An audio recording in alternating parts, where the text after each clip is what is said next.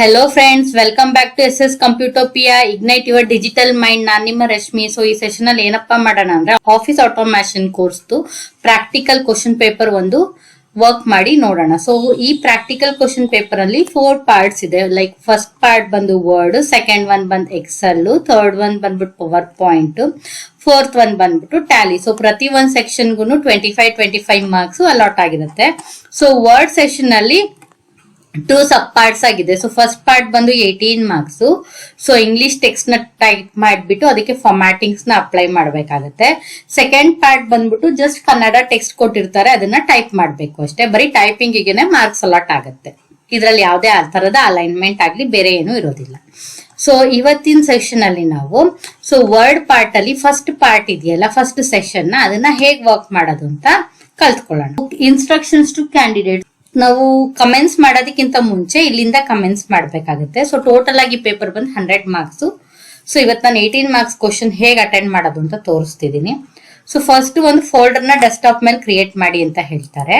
New folder. So right click ಮಾಡಿ new folder. So ಈ ಫೋಲ್ಡರ್ಗೆ ನಿಮ್ಗೆ ಅಲಾಟೆಡ್ ರಿಜಿಸ್ಟರ್ ನಂಬರ್ ಏನಿದೆ ಅದನ್ನ ಕೊಟ್ಟು ಸೇವ್ ಮಾಡಬೇಕು. ಸೊ ಪ್ರತಿ ಒಂದು file, Word, Excel, PowerPoint, Tally, ಪ್ರತಿಯೊಂದು ಫೈಲು ಕೂಡ ನನಗೆ ಈ ಫೋಲ್ಡರ್ ಅಲ್ಲೇ ಸೇವ್ ಆಗಬೇಕು. ಓಕೆ, ಸೊ ಅದನ್ನೇ ಇನ್ಸ್ಟ್ರಕ್ಷನ್ ಇಲ್ಲಿ ಹೇಳ್ತಾರೆ. Create A new folder on the desktop, name your folder by your register number, save all your files in your folder. ಪ್ರತಿ ಫೈಲ್ಸ್ ನನಗೆ ಈ ಫೋಲ್ಡರ್ ಅಲ್ಲೇ ಸೇವ್ ಆಗಬೇಕು. So answer all the 4 questions ಅಂತ. So 4 questions ನೀವು ಎಲ್ಲಾನು answer ಮಾಡಬೇಕು. So question number 1 ಗೆ 18 ಮಾರ್ಕ್ಸ್ ಅಲಾಟ್ ಆಗಿದೆ. ಸೊ ಇದು ವರ್ಡ್. ಸೊ ನಾವ್ ವರ್ಡ್ ಓಪನ್ ಮಾಡ್ಕೊಳ್ಳೋಣ. ಸೊ ಇಲ್ಲಿ ಏನ್ ಹೇಳ್ತಾರೆ ಅಂದ್ರೆ ಟೈಪ್ ದ ಫಾಲೋಯಿಂಗ್, ಇಲ್ಲಿಂದಾನೇ ನೀವು ಓದ್ಬೇಕಾಗತ್ತೆ. Type the following passage with font face Arial, font size 13, line spacing 2. So line spacing 2 ಇರಬೇಕು. ಫಾಂಟ್ ನೀವು ಟೆಕ್ಸ್ಟ್ ಟೈಪ್ ಮಾಡ್ತಿರಲ್ಲ, ಆ ಟೆಕ್ಸ್ಟ್ ಎಲ್ಲ ನನಗೆ ಏರಿಯಲ್ ಅಲ್ಲಿ ಇರಬೇಕು, ಮತ್ತೆ ಸೈಜ್ 13 ಅಲ್ಲಿ ಇರಬೇಕು. ಸೊ ಸ್ಟಾರ್ಟ್ ಮಾಡೋಣ, ಟೈಪ್ ಮಾಡೋಣ.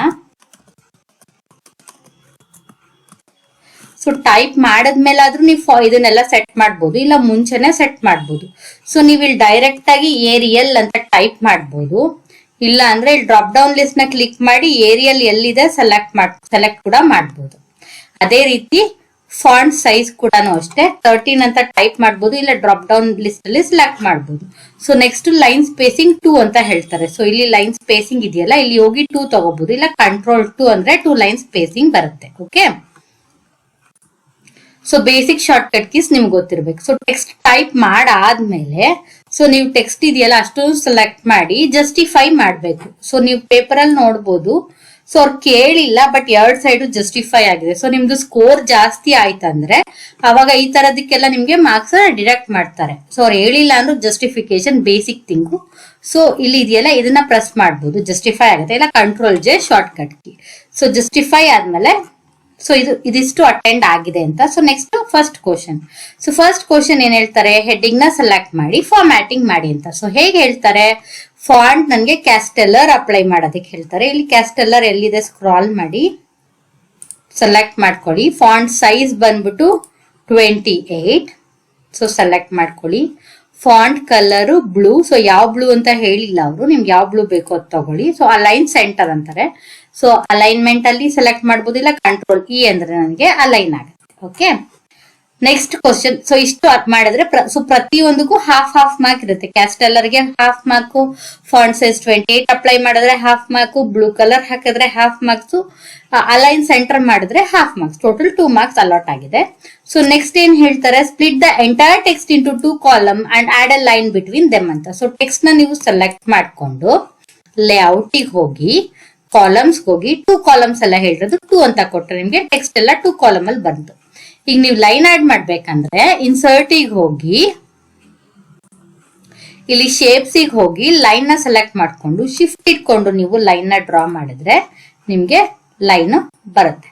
ಓಕೆ, ಸೊ ಇಲ್ಲಿ ನೀವು 2 ಕಾಲಮ್ ನ ಟೆಕ್ಸ್ಟ್ ಮಾಡಿದ್ರೆ 1 ಮಾರ್ಕ್.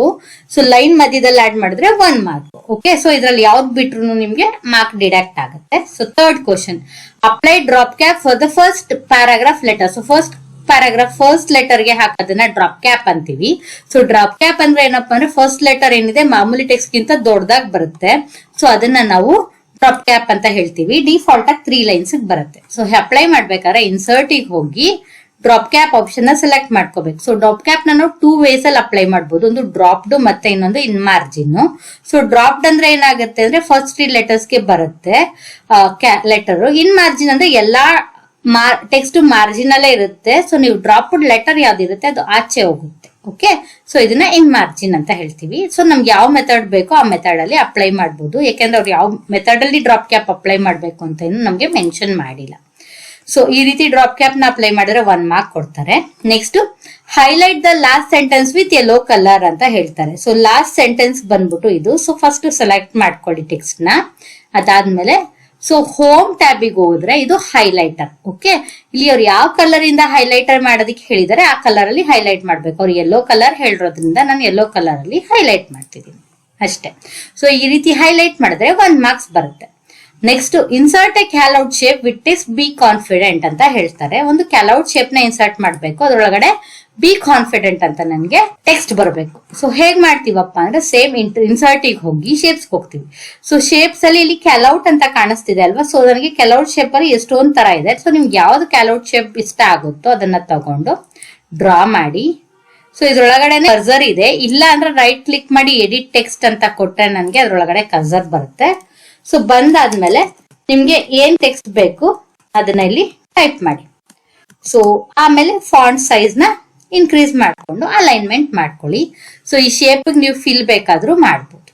ಓಕೆ,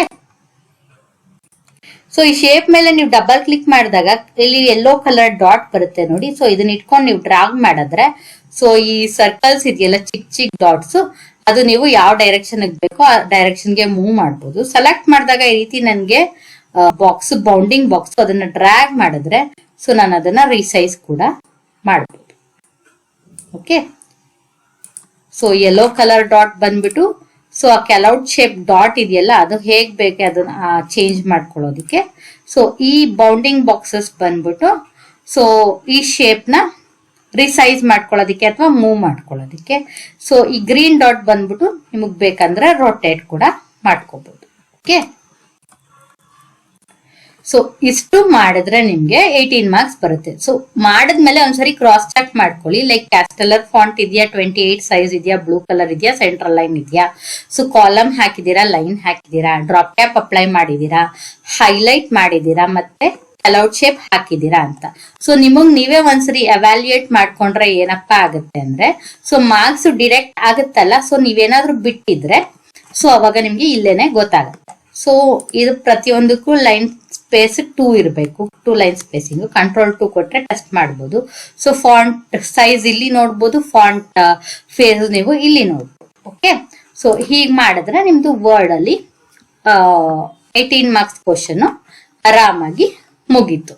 ಓಕೆ, ಸೊ ನೀವ್ ಯಾವಾಗ್ಲೇ ಒಂದು ಪ್ರಾಕ್ಟಿಕಲ್ ಪೇಪರ್ ಮಾಡ್ಬೇಕಾದ್ರೆ ನಾನ್ ಹೇಳೋ ಟಿಪ್ ಏನಪ್ಪಾ ಅಂದ್ರೆ ಸೊ ನೀವು ಟೈಪಿಂಗ್ ಅಲ್ಲಿ ಫಾಸ್ಟ್ ಆಗಿದ್ರಿ ಅಂದ್ರೆ ಲೈಕ್ ಟೈಪಿಂಗ್ ಕೋರ್ಸ್ ಮಾಡಿದ್ರೆ ನೀವು ಜೂನಿಯರ್ ಅಥವಾ ಸೀನಿಯರ್ ನಿಮ್ದು ಟೈಪಿಂಗ್ ಸ್ಪೀಡ್ ಇರುತ್ತೆ. ಸೊ ಟೈಪಿಂಗ್ ಸ್ಪೀಡ್ ಇದ್ದಾಗ ಮಾತ್ರ ಫಸ್ಟ್ ನೀವು ವರ್ಡ್ ಎತ್ಕೊಳ್ಳಿ. ಓಕೆ, ಯಾಕೆಂದ್ರೆ ಇಲ್ಲ ಅಂದ್ರೆ ಅಲೈನ್ಮೆಂಟ್ ಅಲ್ಲೇ ನಿಮ್ಗೆ ಟೈಮ್ ಆಗೋಗುತ್ತೆ. ಸೊ ನೀವು ಟೈಪಿಂಗ್ ಏನು ಮಾಡಿಲ್ಲ ಅಂದ್ರೆ ಟೈಪಿಂಗ್ ಜಾಯಿನ್ ಆಗಿ ನಿಮ್ ಸ್ಪೀಡ್ ಇನ್ಕ್ರೀಸ್ ಆಗುತ್ತೆ. ಸೊ ಈಗ ಎಕ್ಸಾಮ್ ಪರ್ಪಸ್ಗೆ ಏನ್ ಮಾಡ್ಬೋದಪ್ಪ ಅಂದ್ರೆ ನೀವು ಕಾಮರ್ಸ್ ಸ್ಟೂಡೆಂಟ್ ಆಗಿ ಟ್ಯಾಲಿ ಚೆನ್ನಾಗಿ ಗೊತ್ತು ಅಂದ್ರೆ ಸೊ ನೀವು ಫಸ್ಟ್ ಟ್ಯಾಲಿನ ಅಟೆಂಡ್ ಮಾಡ್ಬಿಡ್ಬೋದು. ಸೊ ಟ್ಯಾಲಿ ನನಗೆ ಏನು ಗೊತ್ತಿಲ್ಲ ಗಂಧ ಗಾಳಿ ಅಂತಾನು ಅನ್ಕೊಂಡ್ರು ಜಸ್ಟ್ ಒಂದ್ ಕಂಪ್ನಿ ಕ್ರಿಯೇಷನ್ ಮಾಡಿದ್ರು ನಿಮಗೆ ಟ್ಯಾಲಿನಲ್ಲಿ 5 ಮಾರ್ಕ್ಸ್ ಬರುತ್ತೆ. ಸೊ ಜಸ್ಟ್ ಕಂಪ್ನಿಗೆ ಕ್ರಿಯೇಟ್ ಮಾಡಿ ಅದು ಸ್ಕ್ರೀನ್ ಶಾಟ್ ನ ಹಾಕ್ಬೋದು. ಓಕೆನಾ, ಸೊ ನೀವು ಫಸ್ಟ್ ಪವರ್ ಪಾಯಿಂಟ್ ನ ಅಟೆಂಡ್ ಮಾಡಿ. ಸೊ ನಿಮ್ಗೆ ಟ್ಯಾಲಿ ಈಸಿ ಅಂದ್ರೆ ಟ್ಯಾಲಿ ಅಟೆಂಡ್ ಮಾಡಿ, ಎಕ್ಸೆಲ್ ಅಟೆಂಡ್ ಮಾಡಿ, ವರ್ಡ್ ಅಟೆಂಡ್ ಮಾಡ್ಬೋದು. ಸೊ ನೀವು ಎಕ್ಸೆಲ್ ಈಸಿ ಅಂದ್ರೆ ಎಕ್ಸೆಲ್ ಅಟೆಂಡ್ ಮಾಡಿ, ವರ್ಡ್ ಈಸಿ ಅಂದ್ರೆ ವರ್ಡ್ ಅಟೆಂಡ್ ಮಾಡಿ. ಸೊ ನಿಮ್ಗೆ ಯಾವ್ದು ಈಸಿ ಆಗುತ್ತೆ ಅದನ್ನ ಫಸ್ಟ್ ಅಟೆಂಡ್ ಮಾಡಿ. ಸೊ ಅವಾಗ ಏನಪ್ಪಾ ಅಂದ್ರೆ ಸೊ ಟೈಮ್ ಇಲ್ಲ ಅನ್ನೋ ಪ್ರೆಷರ್ ನಿಮ್ಗೆ ಅನ್ಸೋದಿಲ್ಲ. ಸೊ ಲೈಕ್ ನಿಮ್ಗೆ 2 hours ಟೈಮ್ ಇರುತ್ತೆ ಅಂತ ಅನ್ಕೊಳ್ಳಿ ಟೋಟಲ್ ಆಗಿ ಪೇಪರ್ಗೆ. 2 hours ಅಲ್ಲಿ ನೀವು ಹೇಗ್ ಡಿವೈಡ್ ಮಾಡ್ಕೋಬೇಕಂದ್ರೆ ಲೈಕ್ ಒಂದು ಪಾರ್ಟ್ ನ ನೀವು 20 minutes ಅಲ್ಲಿ ಕವರ್ ಮಾಡ್ಬೇಕು. ಯಾಕಂದ್ರೆ ಮಧ್ಯದಲ್ಲಿ ಸೈನು ಅಥವಾ ಏನೋ ಒಂದು ಟೆನ್ಷನ್ಗೆ, ಫೋಲ್ಡರ್ ಕ್ರಿಯೇಷನ್ಗೆ, ಬೇರೆ ಏನಕ್ಕೋ ಹೋಗ್ತಾ ಇದೆ ಟೈಮು ಅಂದ್ರೆ ಸೊ ಅದನ್ನೆಲ್ಲ ಬಿಟ್ಟು ನೀವು ಒಂದು ಪಾರ್ಟಿಗೆ 20 minutes ಅಲ್ಲಿ ಟೈಮ್ ಕಂಪ್ಲೀಟ್ ಆಗುವಾಗೆ ನೀವು ಟೈಮ್ ನ ಪಿಕಪ್ ಮಾಡ್ಕೋಬೇಕಂದ್ರೆ ನೀವು ಪ್ರಾಕ್ಟೀಸ್ ಮಾಡ್ಬೇಕಾದ್ರೆ ಆ ರೀತಿ ಮಾಡ್ಬೇಕು. ಸೊ ಸೇವ್ ಮಾಡ್ಬೇಕಾದ್ರೆ ಜಸ್ಟ್ ಫೈಲಿಗೆ ಹೋಗಿ ಸೇವ್ ಅಂತ ಕೊಡ್ತೀರಾ ಅಲ್ವಾ, ಸೇವ್ ಕೊಟ್ಟಾಗ ದಿಸ್ PC ಅಂತ ಕೊಟ್ಟು ಇಲ್ಲಿ ಡೆಸ್ಕ್ಟಾಪ್ ಅಂತ ಇರುತ್ತೆ. ಸೊ ಡೆಸ್ಕ್ಟಾಪ್ ತಗೊಂಡು, ಸೊ ಇಲ್ಲಿ ನೀವು ಫೋಲ್ಡರ್ ಕ್ರಿಯೇಟ್ ಮಾಡಿರ್ತೀರಲ್ಲ ಅದ್ರ ಹೆಸರು ಇರುತ್ತೆ, ಇದ್ರೊಳಗಡೆ ಸೇಮ್ ಮತ್ತೆ ನಿಮ್ ರಿಜಿಸ್ಟರ್ ನಂಬರೇ ಹಾಕಿ ಸೇವ್ ಮಾಡ್ಬೇಕಾಗತ್ತೆ. ಸೇವ್ ಅಂತ ಕೊಟ್ರೆ ಸೊ ಆ ಹೆಸರಿನ ಫೈಲು, ಆ ಹೆಸರು ಇಲ್ಲಿ ನನಗೆ ಡಿಸ್ಪ್ಲೇ ಮಾಡುತ್ತೆ. ಅವಾಗ ನನ್ನ ಫೈಲು ಸೇವ್ ಆಗಿದೆ ಅಂತ. ಸೊ ನನ್ನ ಹೆಸರು, ನನ್ನ ರಿಜಿಸ್ಟರ್ ನಂಬರ್ ಇಲ್ಲಿ ತೋರಿಸಿಲ್ಲ ಅಂದ್ರೆ ನನ್ನ ಫೈಲು ಸೇವ್ ಆಗಿಲ್ಲ ಅಂತ ಅರ್ಥ. ಸೊ ನಾನು ಅನ್ಸೇವ್ಡ್ ಫೈಲ್ ಬಂದ್ಬಿಟ್ಟು ನನಗೆ ಡಾಕ್ಯುಮೆಂಟ್ ಅನ್ನೋ ಹೆಸರಲ್ಲಿ ಇರುತ್ತೆ. ಓಕೆ, ಸೊ ನಾನು ಸೇವ್ ಮಾಡಿದಾಗ ಮಾತ್ರ ನನ್ನ ರಿಜಿಸ್ಟರ್ ನಂಬರ್ದು ಫೈಲ್ ಬರುತ್ತೆ. ಈ ರೀತಿ ನಾವು ಒಂದು ವರ್ಡ್ ಫೈಲ್ ನ ಕ್ರಿಯೇಟ್ ಮಾಡ್ತೀವಿ. ಸೊ ಏನಾದ್ರೂ ಡೌಟ್ ಇದ್ರೆ ಕಮೆಂಟ್ ಸೆಕ್ಷನ್ ಅಲ್ಲಿ ಕೇಳಿ. ಸೊ ಈ ವಿಡಿಯೋ ನಿಮ್ಗೆ ಇಷ್ಟ ಆದ್ರೆ ಲೈಕ್ ಮಾಡಿ, ಶೇರ್ ಮಾಡಿ. Thank you for watching. So ಈ ವಿಡಿಯೋ ಇಷ್ಟ ಆದ್ರೆ ಲೈಕ್ ಮಾಡಿ, ಶೇರ್ ಮಾಡಿ. ಮತ್ತೆ ಯಾರೆಲ್ಲ ನನ್ನ ಚಾನಲ್ಗೆ ಸಬ್ಸ್ಕ್ರೈಬ್ ಆಗಿದ್ದೀರಾ ಅವ್ರಿಗೆಲ್ಲ ಥ್ಯಾಂಕ್ ಯು. ಯಾರಿನ ನನ್ನ ಚಾನಲ್ಗೆ ಸಬ್ಸ್ಕ್ರೈಬ್ ಆಗಿಲ್ಲ, ನನ್ನ ಚಾನಲ್ಗೆ ಕೆಳಗಡೆ ಇರೋಂತ ಸಬ್ಸ್ಕ್ರೈಬ್ ಬಟನ್ ನ ಪ್ರೆಸ್ ಮಾಡಿ, ಪಕ್ಕದಲ್ಲಿರೋ ಬೆಲ್ ಬಟನ್ ನ ಪ್ರೆಸ್ ಮಾಡಿ. ಸೊ ಅವಾಗ ನಾನು ಯೂಟ್ಯೂಬ್ ಅಲ್ಲಿ ಏನಾದ್ರು ಹೊಸ ವಿಡಿಯೋಸ್ ನ ಅಪ್ಲೋಡ್ ಮಾಡಿದ್ರೆ ನಿಮ್ಗೆ ನೋಟಿಫಿಕೇಶನ್ ಬರುತ್ತೆ ನಿಮ್ಮ ಯೂಟ್ಯೂಬ್ ಹ್ಯಾಂಡಲ್ ಅಲ್ಲಿ. ಓಕೆ, ಸೊ ನನ್ನ ಯೂಟ್ಯೂಬ್ ಹ್ಯಾಂಡಲ್ ಪೇಜ್ ಬಂದ್ಬಿಟ್ಟು www.youtube.com/@rashmi-mahesh. ಸೊ ನಿಮ್ಗೆ ಏನಾದ್ರೂ ಡೌಟ್ ಇತ್ತು ಅಂದ್ರೆ rashmi-mahesh@gmail.com ಗೆ ಮೇಲ್ ಮಾಡಿ. Thank you for watching. Meet you all in my next video. Until then, bye bye from Rashmi.